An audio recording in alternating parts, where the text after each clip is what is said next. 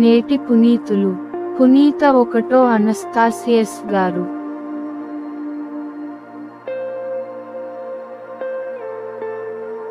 మంగళవారం, డిసెంబర్ 19, 2023. మొదటి పఠనం. న్యాయాధిపతులు గ్రంథము 13వ అధ్యాయం 2 నుండి 7 మరియు 24, 25 వచనాలు. ఆ కాలమున జోరాసీమలో మనోవా అను దాను వంశస్థుడొకడు వసించుచుండెను. అతని భార్య గొడ్రాలు.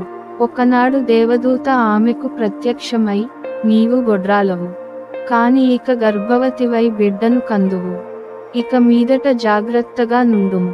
ద్రాక్షసారాయముగాని ఘాటైన మద్యముగాని సేవింపకుము.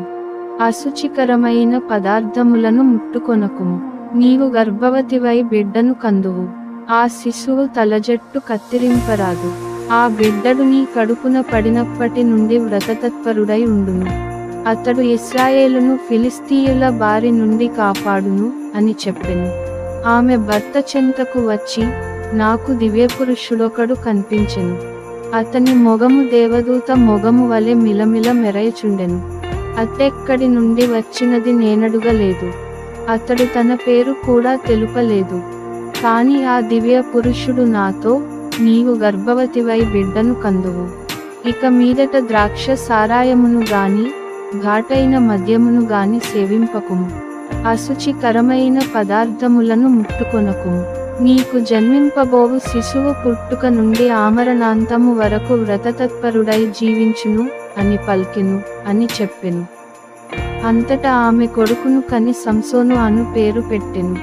ఆ శిశువు పెరిగి పెద్దవాడయ్యేను. యావే అతనిని చల్లని చూపు చూచెను.